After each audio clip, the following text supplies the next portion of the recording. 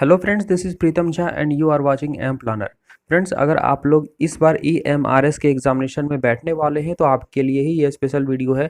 और हम यहाँ पे डिस्कस करेंगे पेडागोजी के कुछ इंपॉर्टेंट क्वेश्चंस को जो कि आपके एग्ज़ाम के लिए काफ़ी इंपॉर्टेंट है। तो चलिए आज डिस्कस करते हैं। आगे बढ़ने से पहले दोस्तों, आप अगर हमारे चैनल पर पहली बार विजिट किए हैं तो प्लीज़ सब्सक्राइब करके बेल आइकन ज़रूर दबा लीजिएगा। और एक इम्पॉर्टेंट इन्फॉर्मेशन, अगर आपको प्रीवियस ईयर्स के पेपर्स चाहिए EMRS के सिलेबस पर आधारित, ठीक है, तो हम आपको 50 रुपीज़ में ये प्रीवियस पेपर्स प्रोवाइड करा देंगे। अगर आपको ये चाहिए तो हमारे नीचे दिए गए व्हाट्सअप नंबर पे आप हमसे संपर्क कर सकते हैं व्हाट्सअप पे, और आप इन क्वेश्चंस को प्राप्त कर सकते हैं, चाहे वो PGT का हो या TGT का हो, ठीक है। तो अगर लेना है तो नीचे के नंबर पे हमें व्हाट्सअप करें। और अगर आप टेलीग्राम ग्रुप हमारा ज्वाइन करते हैं तो वहाँ पे ये सारे टेस्ट्स के आपको PDF मिलेंगे। तो आप हमारा टेलीग्राम ग्रुप ज्वाइन कर सकते हैं, डिस्क्रिप्शन में और कमेंट में दोनों ही जगह इसका लिंक दिया हुआ है। तो चलिए शुरू करते हैं आज का टॉपिक। तो देखिए, हम इसमें 10 क्वेश्चंस को डिस्कस करेंगे और इसमें से आपने कितना करेक्ट किया ये आपको कमेंट में करके लास्ट में बताना है, ठीक है। तो चलिए, सबसे पहला क्वेश्चन है कि बालक की अभिवृद्धि और विकास यानी growth and development of child प्रभावित होता है तो किस चीज़ से प्रभावित होगा। तो सबसे पहला है वंशानुक्रम से प्रभावित होगा, दूसरा है वातावरण से होगा, तीसरा है वंशानुक्रम और वातावरण दोनों से ही प्रभावित होगा, या फिर उपर्युक्त में से कोई नहीं, यानी कि उपर्युक्त में से किसी से भी प्रभावित होने वाला नहीं है, ठीक है। तो देखिए, बालक का अभिवृद्धि और बालक का जो विकास होता है, ठीक है, यहाँ पे ग्रोथ और डेवलपमेंट, इस चीज़ को थोड़ा सा क्लियर कर लीजिए। ग्रोथ आपका एक लिमिट तक ही होता है, उसके बाद ग्रोथ रुक जाता है, लेकिन जो डेवलपमेंट होता है ये लाइफ टाइम चलता रहता है। यानी कि माँ के गर्भ से, जब माँ के गर्भ में बच्चा रहता है उसके बाद से जन्म लेने से लेकर मृत्यु तक उसका डेवलपमेंट होता रहता है। लेकिन ग्रोथ क्या होता है, ये फिजिकल रूप में देखा जाता है। ग्रोथ एक टाइम के बाद रुक जाता है, जिस तरह की फिजिकल ग्रोथ, जैसे उसका लंबाई बढ़ना, ठीक है, भार बढ़ना, ये सब क्या होता है एक टाइम के बाद रुक जाता है। धीरे धीरे क्या होता है उसमें डिक्रीजिंग होने लगता है, ठीक है, डिक्रीज होने लगता है। तो यहाँ पे राइट आंसर क्या हो जाएगा कि ग्रोथ और डेवलपमेंट किस किस चीज़ से अफेक्ट होगा, यानी कौन कौन सा इसका फैक्टर होगा। तो यहाँ पे वंशानुक्रम और वातावरण फ्रेंड्स इसका राइट आंसर हो जाएगा, ठीक है। यानी कि ये हेरिडिटी से भी अफेक्टेड होता है और साथ ही साथ ये वातावरण यानी इन्वायरमेंट, आपके इन्वायरमेंट से भी ये अफेक्ट होगा, ठीक है। चलिए, नेक्स्ट क्वेश्चन हमारा है कि सभी प्राणी अपनी प्रजाति के गुणों के अनुरूप ही विकसित होते हैं, इस कथन में बालक के विकास का कौन सा सिद्धांत है, ठीक है। यानी कि अपने प्रजाति के गुणों के अनुरूप, यानी उनके जीन जो है, जैसे कि आपके जो पेरेंट्स हैं उन्हीं के जीन के अनुसार आप में जो भी गुण है उन्हीं के अनुसार आएगा।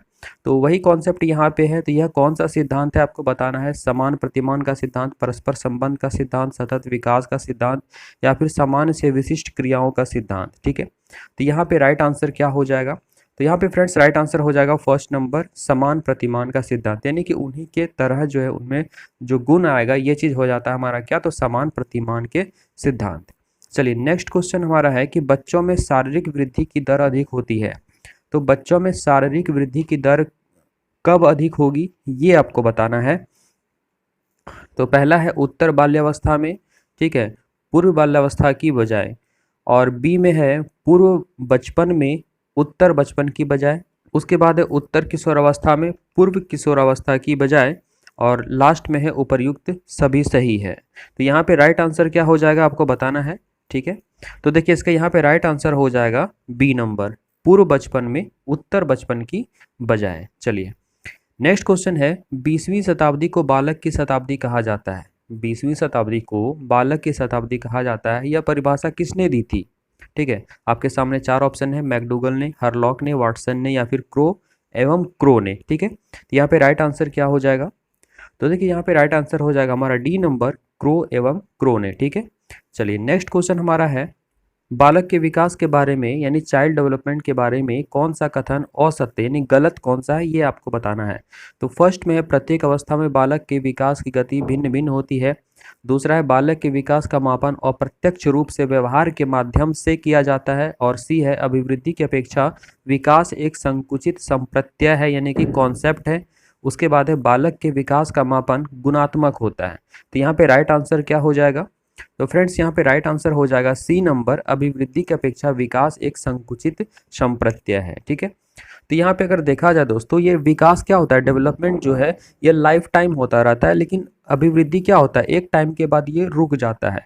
तो यहाँ पे कह रहा है कि अभिवृद्धि की अपेक्षा विकास एक संकुचित है, जबकि विकास ही ज़्यादा ब्रॉड होता है, इसलिए यही कथन हमारा क्या हो जाएगा, तो असत्य हो जाएगा। तो हमारा राइट आंसर क्या है, तो सी नंबर। ठीक है, चलिए हमारा नेक्स्ट क्वेश्चन है, सिरोपुच्छ विकास का नियम क्या है। ठीक है, तो सिरोपुच्छ का मतलब हो गया कि सिर पदाभिमुख दिशा, सिर से पैर की ओर की दिशा का विकास। तो यहाँ पे पहला है विकास, बालक की वृद्धि और विकास सिर से पैर की ओर होता है। बी है बालक की वृद्धि और विकास पैर से सिर की ओर होता है। सी है बालक की वृद्धि और विकास मध्य भागों से बाह्य भागों की ओर होता है। और डी है बालक की वृद्धि और विकास बाह्य भागों से मध्य भागों की ओर होती है। तो यहाँ पे स्पष्ट है वर्ड से फ्रेंड्स कि सिरोपुच्छ दिशा यानी कि सिर से पैर की ओर की दिशा हो जाएगी। तो यहाँ पे राइट आंसर क्या हो जाएगा, तो फर्स्ट नंबर ही हो जाएगा। ठीक है, इसके वर्ड में ही इसका आंसर छिपा हुआ है, बालक की वृद्धि और विकास क्या होती है, सिर से पैर की ओर होती है। चलिए नेक्स्ट क्वेश्चन हमारा है, बालक के अभिवृद्धि संबंध में निम्न कथनों पर विचार कीजिए। पहला है अभिवृद्धि का मापन परिमाणात्मक होता है। बी है अभिवृद्धि शारीरिक अंगों की होती है। उसके बाद है अभिवृद्धि व्यवहार को प्रभावित करती है। डी है अभिवृद्धि का प्रत्यक्ष रूप से मापन नहीं किया जा सकता है। ठीक है, तो यहाँ पे देखिए इसका सी डी, यहाँ पे 4 ऑप्शन है, इसमें बताना है कि कौन कौन सा सही है। ए बी सही है, ए बी सी सही है, या फिर बी सी डी सही है, या फिर ए बी सी डी सभी सही है। ठीक है, तो यहाँ पे क्या इसका राइट आंसर होगा आपको बताना है। ठीक है, तो देखिए यहाँ पे अगर हम फर्स्ट देखें, अभिवृद्धि का मापन परिमाणात्मक होता है, तो ऑब्वियस सा बात है कि अभिवृद्धि जैसे कि हमारा फिजिकल ग्रोथ होता है वो अभिवृद्धि के अंतर्गत आता है। ठीक है, और मेंटल डेवलपमेंट जो है वो विकास के अंतर्गत आता है। तो यहाँ पे अभिवृद्धि का क्या होता है, ये परिमाणात्मक हो जाएगा। ठीक है, फिर अभिवृद्धि शारीरिक अंगों की होती है, बिल्कुल सही, ये हमारे शरीर का जो विकास होता है वही अभिवृद्धि के अंतर्गत आ जाएगा। उसके बाद है अभिवृद्धि व्यवहार को प्रभावित करती है, बिल्कुल सही, अगर किसी का कद छोटा है या किसी की उंगली छोटी है तो उसमें डिप्रेशन होता है और कहीं ना कहीं यह बालक को अफेक्ट करता है। ठीक है, तो अभिवृद्धि क्या होगा, तो उसके व्यवहार को प्रभावित जरूर करेगी। डी में कहता है अभिवृद्धि का प्रत्यक्ष रूप से मापन नहीं किया जा सकता है, बिल्कुल गलत बात है, क्योंकि अभिवृद्धि का प्रत्यक्ष रूप से मापन किया जा सकता है। अगर आप 55 किलो के हैं तो आपका वजन 55 किलो ही दिखेगा, उसका मापन आप कर सकते हैं। ठीक है, तो यहाँ पे हमारा ए बी सी करेक्ट हो जाएगा। तो यहाँ पे राइट आंसर क्या हो गया हमारा, ए बी सी, यानी कि बी नंबर हमारा राइट आंसर हो जाएगा, बिल्कुल सही। अब देखिए इस क्वेश्चन में क्या कहता है, सामाजिक व संवेगात्मक विकास साथ साथ चलते हैं, यह कथन किसका है। ठीक है, यानी कि सामाजिक विकास और संवेगात्मक विकास जो है एक साथ साथ चलता है। तो इसका राइट आंसर यहाँ पे क्या हो जाएगा, तो मैकडूगल ने, हरलॉक ने, वाटसन ने, या क्रो एवं क्रो ने, किसने कहा था यह कथन। तो इसका राइट आंसर हो जाएगा फ्रेंड्स 8 का डी नंबर, क्रो एवं क्रो ने कहा था कि सामाजिक व संवेगात्मक विकास यानी कि इमोशनल डेवलपमेंट जो होता है दोनों ही साथ साथ चलता है। यानी कि आप समाज में रहेंगे तो वहाँ पे आपका इमोशन जो है उस समाज से जुड़ा हुआ रहेगा और दोनों का विकास क्या होता है, साथ साथ वो चलता जाता है।